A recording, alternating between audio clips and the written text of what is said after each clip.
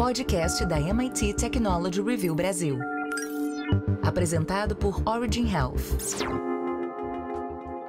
Olá, bem-vindas e bem-vindos ao podcast da MIT Technology Review Brasil, apresentado pela Origin. Eu sou Laura Murta, estou com Camila Pepe e Jonas Sertório. E no episódio de hoje a gente traz um artigo de Carolina Belin sobre saúde guiada por dados. E você está na vertical de saúde da MIT Technology Review Brasil e semanalmente você pode acompanhar as nossas discussões sobre biotecnologia e inovação. Faça parte da comunidade MIT Technology Review Brasil e assine nosso conteúdo em mittechreview.com.br/assine. MIT Tech Review/assine. Na visão holística, todos os setores e recursos têm importância. Em um mundo onde tudo se conecta, soluções inovadoras trazem uma nova abordagem na saúde e abrem caminho para ampliar a qualidade, melhorar a experiência e otimizar resultados. O artigo traz a história de Maria Cleuda de Almeida, que foi diagnosticada com câncer de mama após notar um nódulo enquanto tomava banho.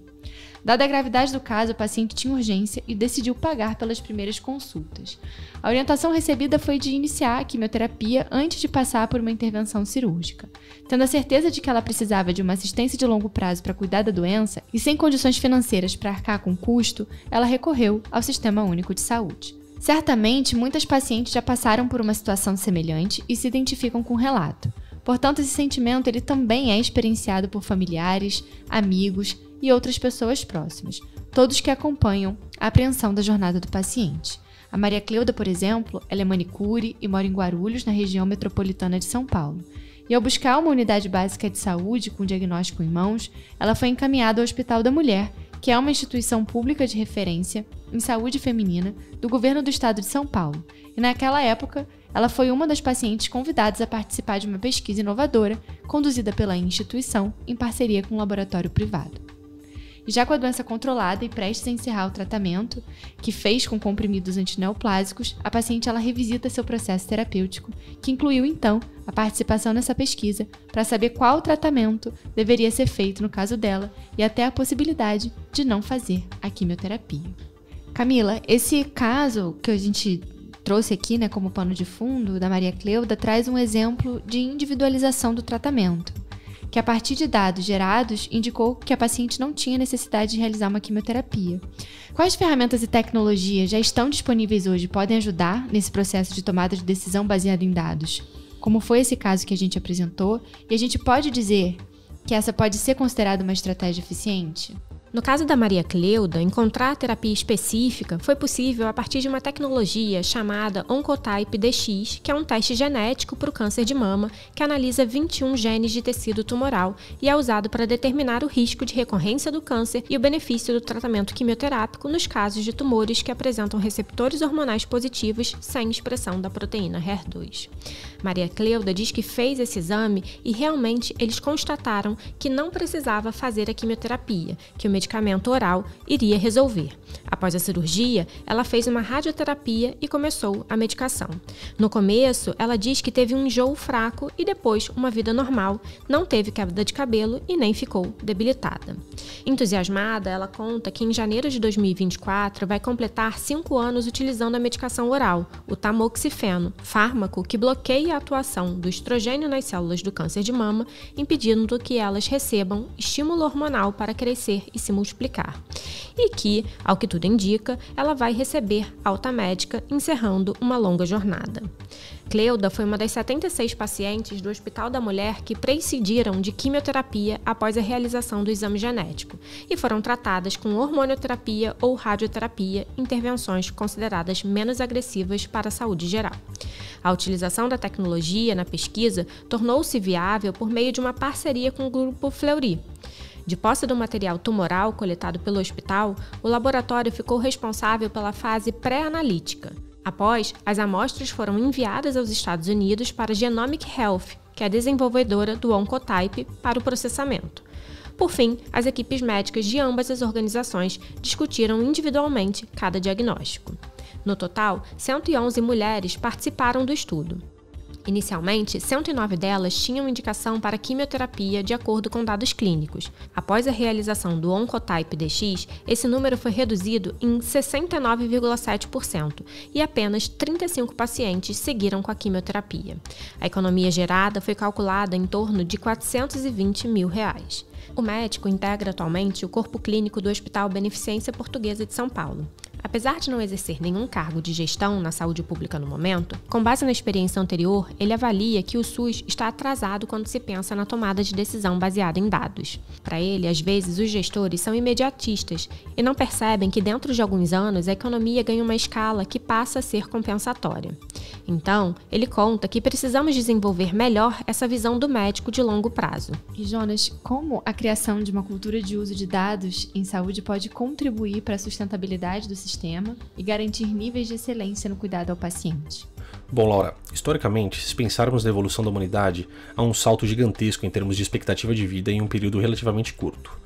Segundo o pesquisador James Valpel, pioneiro nos estudos sobre longevidade, heterogeneidade dos riscos da mortalidade e desaceleração das taxas de mortalidade nas idades mais elevadas, considerando o perfil das populações hoje, os humanos estão mais distantes biologicamente dos caçadores-coletores do que eles estiveram dos chimpanzés selvagens. A que preço? Essa é uma questão levantada pelo médico e epidemiologista francês Jean-David Zeuthan no livro Vamos Viver Cada Vez Mais?, publicado em 2022. Descobertas científicas, seguidas de políticas sanitárias e posteriormente do avanço da medicina, permitiram a melhoria da saúde dos seres humanos e o aumento constante da expectativa de vida. Com isso, o mundo passa por uma série de transições epidemiológicas, das doenças infecciosas às doenças crônico-degenerativas. As pessoas estão vivendo mais e, consequentemente, precisando de acompanhamento médico por mais tempo.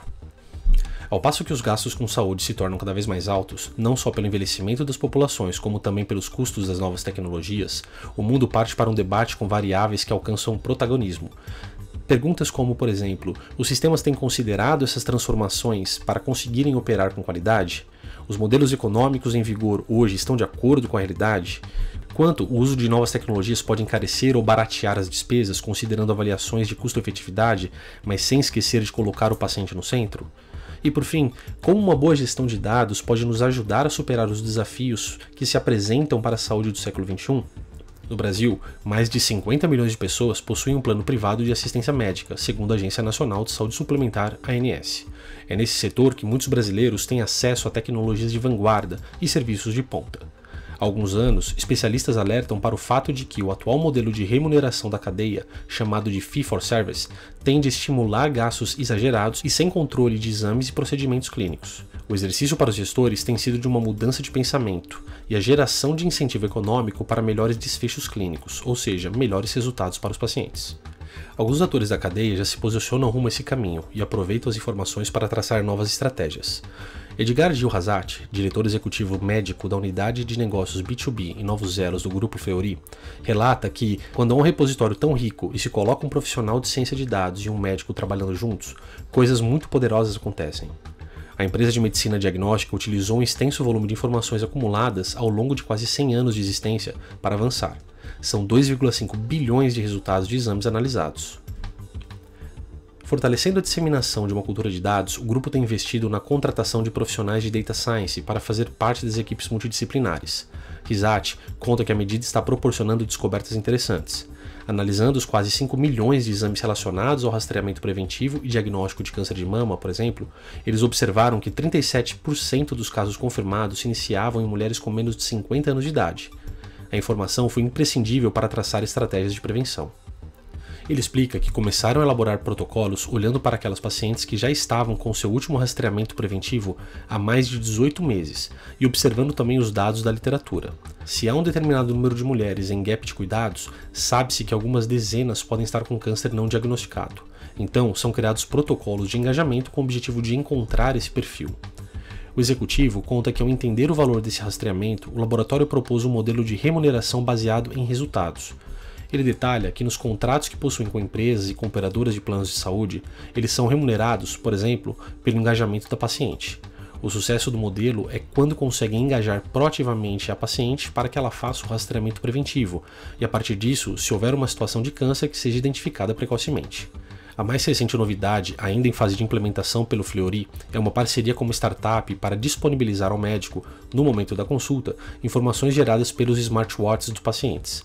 A intenção é interligar aplicativos para que um sistema consiga liberar dados gerados pela tecnologia já sistematizados em um formato de dashboard, para uma leitura rápida e eficiente do médico sobre fatores como a qualidade do sono e o condicionamento cardiovascular, por exemplo. O executivo Edgar Risati afirma que o grupo busca o equilíbrio entre a falta e o excesso de tecnologias.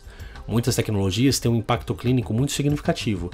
Eles estão muito atentos para onde a aplicação é relevante e traz resultados, mas também para uma linha de Health Economics, porque há um enorme interesse na sustentabilidade do sistema de saúde. Desse modo, eles buscam o melhor benefício do paciente associado à sustentabilidade no longo prazo. Camila, agora considerando que a indústria de saúde ela é bastante inovadora e a todo momento a gente tem um grande número de soluções, quais hoje são os principais desafios apontados dentro desse processo quando a gente pensa em garantir a oferta dessas novas tecnologias e como é que os dados podem ajudar a superar essas barreiras? Perfeito, Laura. Nessa própria matéria, Denizar Viana, que é professor titular da Faculdade de Medicina da Universidade do Estado do Rio de Janeiro e ex-secretário de Ciência, Tecnologia, Inovação e Insumos Estratégicos do Ministério da Saúde, conta que esse trio de critérios já se mostra limitado frente aos grandes avanços tecnológicos, com o desenvolvimento de terapias cada vez mais inovadoras e, consequentemente, mais caras.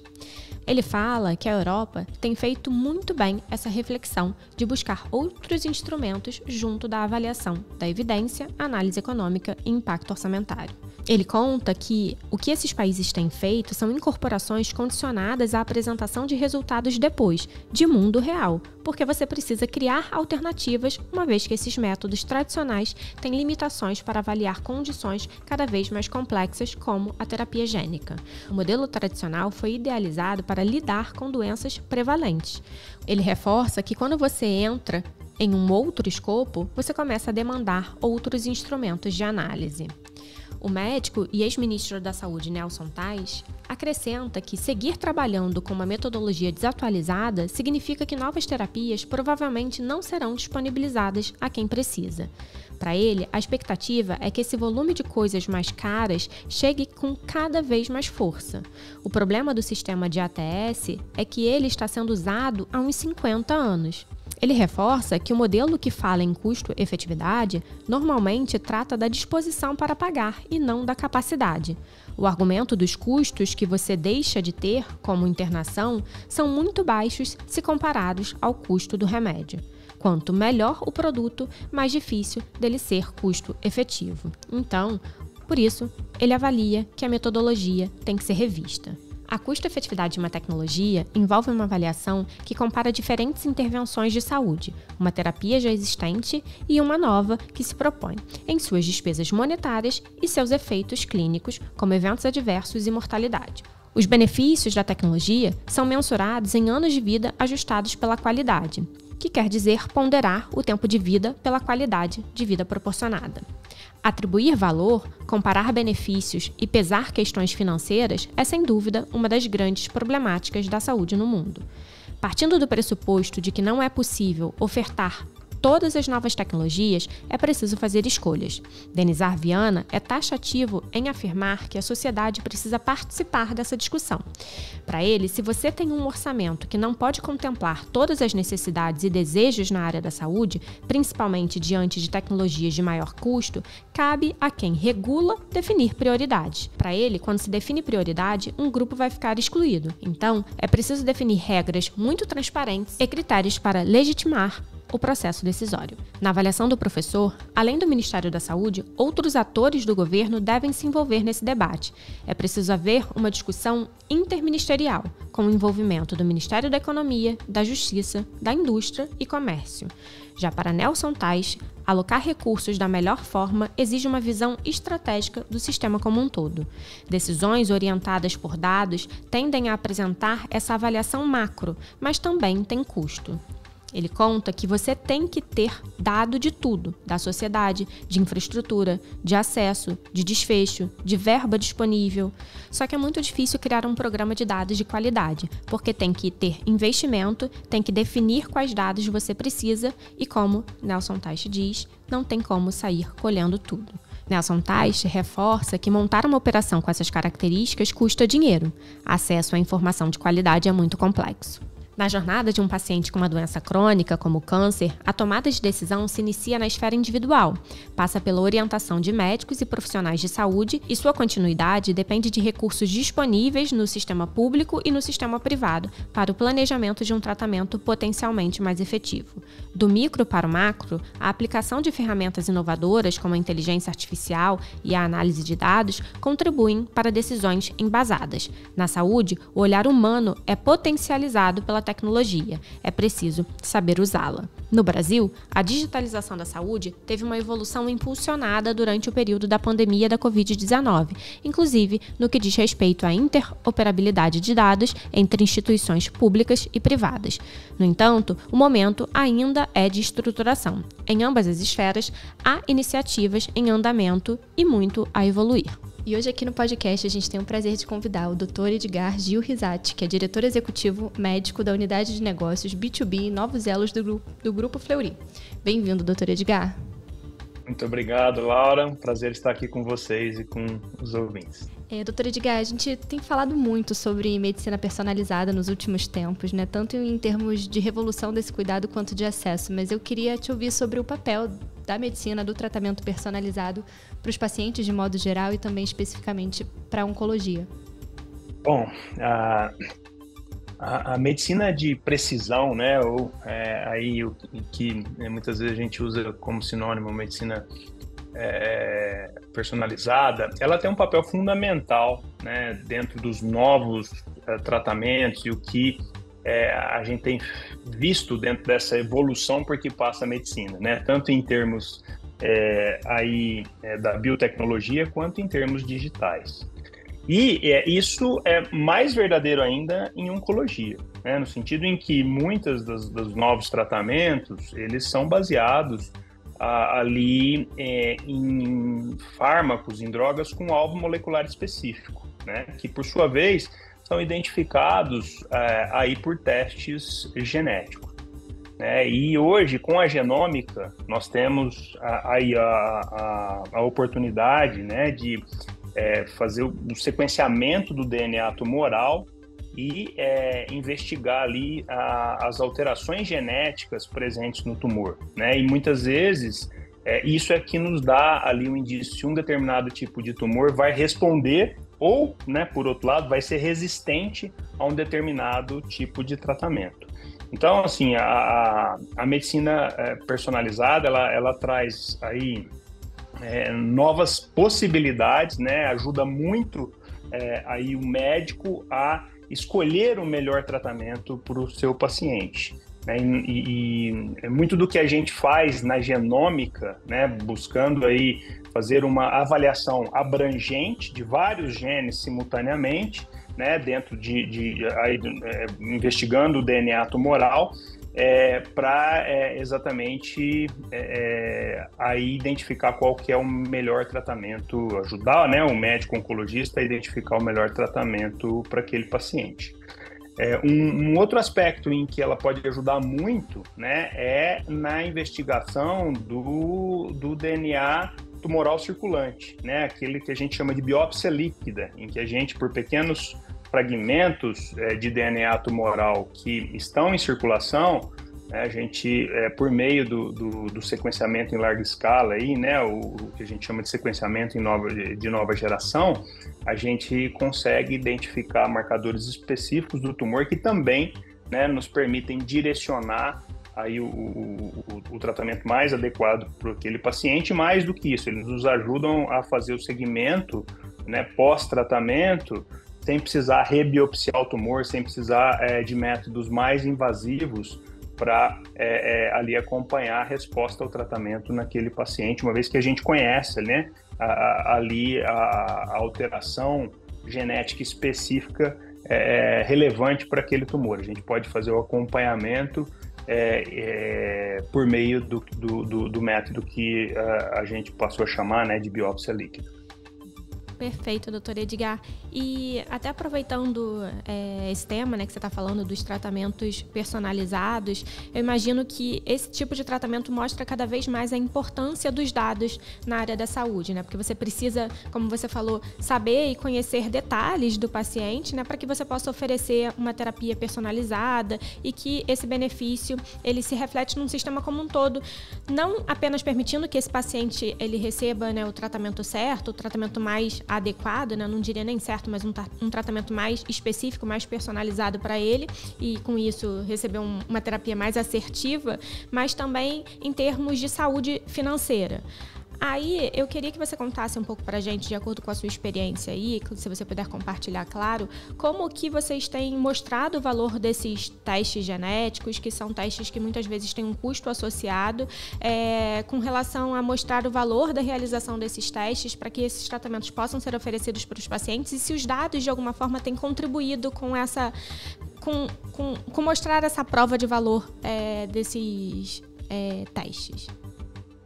Sim, de fato, muito do que se faz, né, em medicina de precisão é baseado aí numa coleta e processamento bastante cuidadoso dos dados, né? A gente, ao longo do caminho, aí teve um aprendizado grande com uma nova área do conhecimento, a bioinformática, né, que permite que a gente trabalhe esses dados ali relacionados ao DNA de uma maneira propositiva, né, identificando ali as alterações genéticas tumorais, e é isso que nos dá um embasamento ali para propor novas terapias. Agora, claro que não é olhando para o DNA tumoral isoladamente, né? A gente tem que trabalhar dados clínicos, que são altamente relevantes ali para qualquer tipo de tratamento médico que a gente for fazer, né?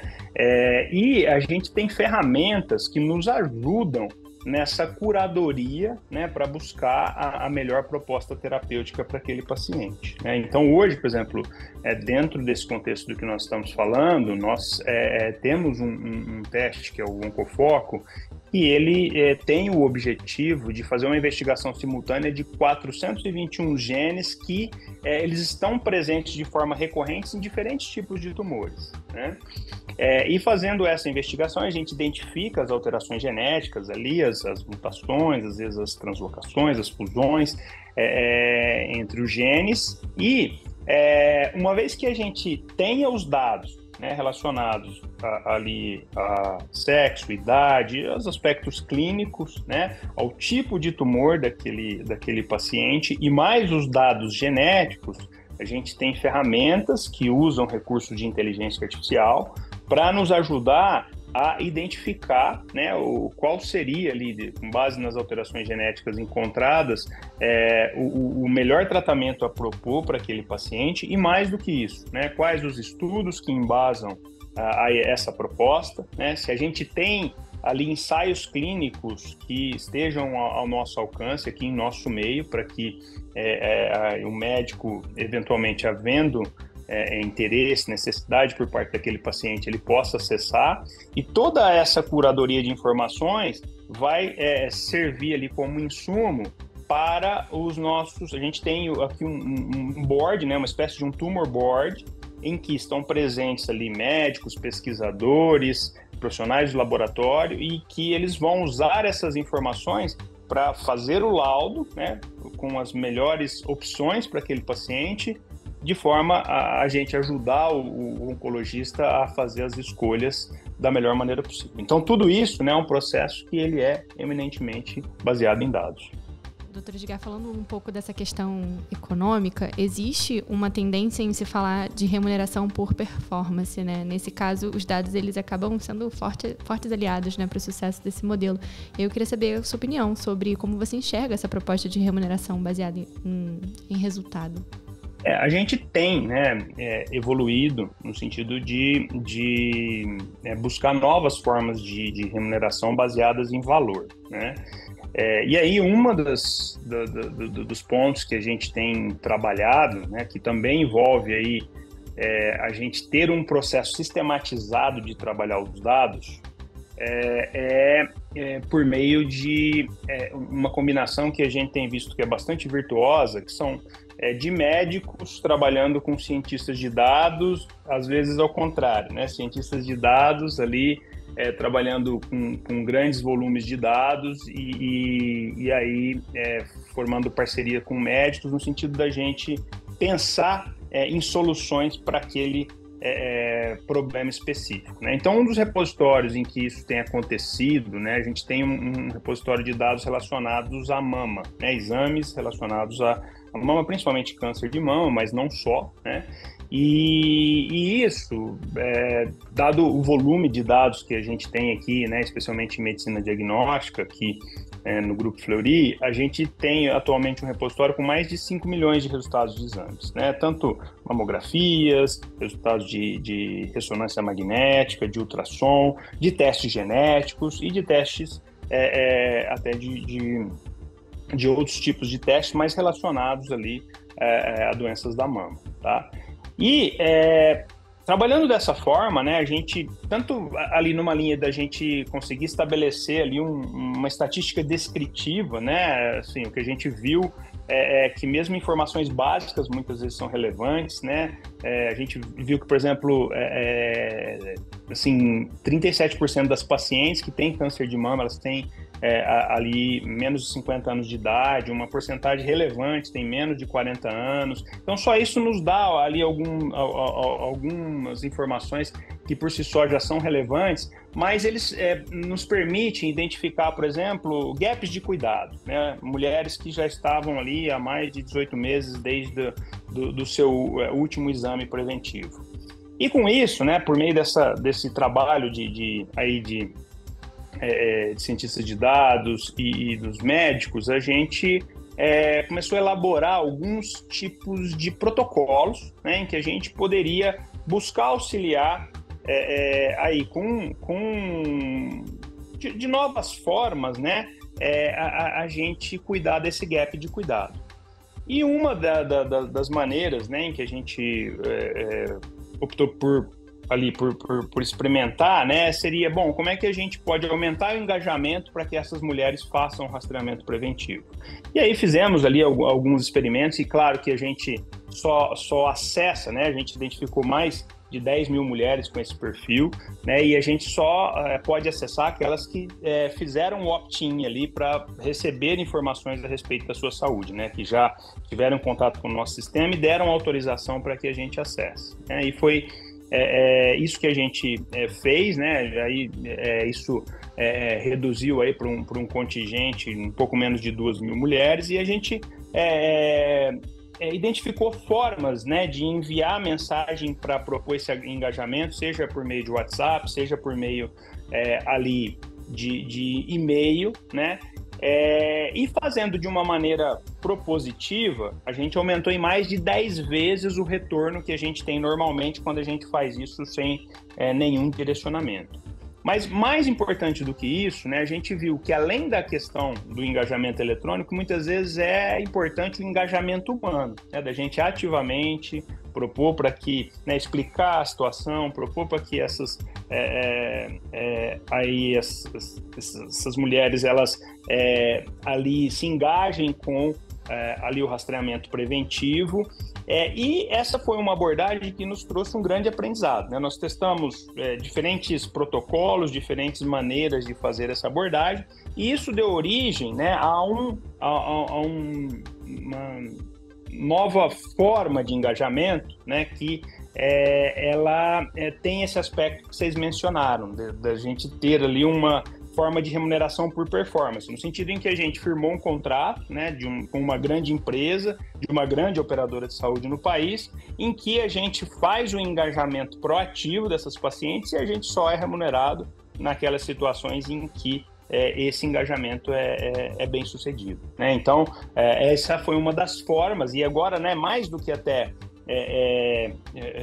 a gente chegar nesse modelo e nesse produto que a gente formatou, eu acho que toda essa trajetória ela nos trouxe grandes aprendizados, no sentido de aprender a trabalhar com repositórios de dados, com grandes volumes de dados, de fazer essa combinação virtuosa aí entre cientistas de dados e médicos de uma maneira bem sucedida, pensar em protocolos, né, que sejam relevantes ali para os pacientes, para os indivíduos envolvidos, para as empresas, né, e as fontes pagadoras, e para o sistema de saúde de uma maneira mais ampla, né, e de a gente aprender a trabalhar aí cada vez mais em direção a esses modelos de remuneração baseados em valor, né, que é algo que a gente sabe que é extremamente importante para a gente contribuir para a sustentabilidade do sistema de saúde.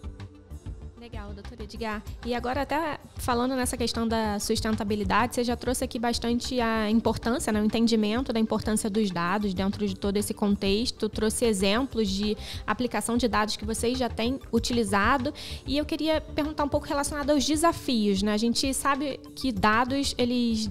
existem desafios até mesmo na forma de coleta, enfim, não é algo tão simples assim. Você trouxe já a questão do desafio relacionado ao engajamento, que vocês já solucionaram e trouxeram soluções, formas de melhorar esse engajamento, mas que outros desafios vocês têm enxergado quando se fala em dados e utilização de dados aí dentro da realidade de vocês? Eu acho que, assim, né... Eu acho que tem um aspecto da gente trabalhar com dados que tem sido um grande aprendizado, né? A gente vem aí num ciclo de alguns anos, né? Desde ali dos primórdios do que eu mencionei da bioinformática, né? Que depois se sofisticou, e a gente mais recentemente tem aí visto bastante aí uma relevância crescente, né? Dos cientistas de dados, dos engenheiros de dados. Eu acho que tem um aspecto da gente criar verdadeiramente uma cultura de dados nas organizações de saúde, né? Isso, por si só, é um desafio, né? E a gente tem trabalhado aí muito em linha de disseminar, né, essa cultura dentro da organização, fazendo com que cientistas de dados eles sejam membros efetivos, né? Parte importante das equipes multidisciplinares de saúde, né? A gente tem que ter essas pessoas sentadas, trabalhando conosco, né, olhando para os dados, pensando no que pode ser feito de uma forma propositiva, né, de uma forma que vá nos ajudar a resolver problemas que existem no mundo real, né? Eu acho que isso tem ficado cada vez mais evidente, né, e eu acho que ganhou aí um incentivo mais recentemente com toda essa evolução que a gente tem visto aí com os modelos de inteligência artificial generativa, né? Eu acho que a gente está passando por uma verdadeira mudança de paradigma, né? Que mostra que este tem que ser o caminho, né? No sentido da gente melhorar de uma forma rápida o que a gente faz, ampliar a eficiência, poder aí trabalhar de uma maneira mais ali eficiente e mais criativa, né?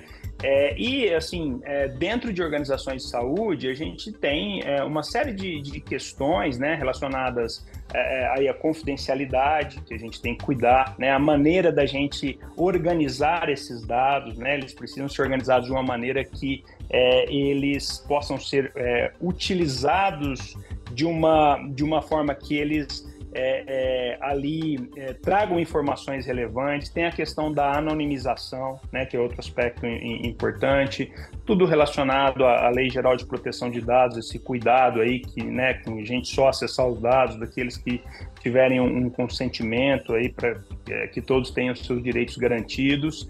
Então esses são alguns, né, dos desafios que a gente tem observado, e eu acho que a gente tem ficado cada vez melhor, né, em lidar com essas questões, de maneira que a gente tenha nossos dados prontos e organizados para a gente poder extrair o melhor valor que eles podem nos trazer. Como você mesmo falou, né, doutora Edgar, no artigo, considerando toda essa quantidade de dados que a gente tem, se a gente junta esse profissional de ciência de dados e o médico, né, trabalhando junto, coisas poderosas acontecem. Então, eu queria agradecer muito a sua participação aqui no nosso podcast.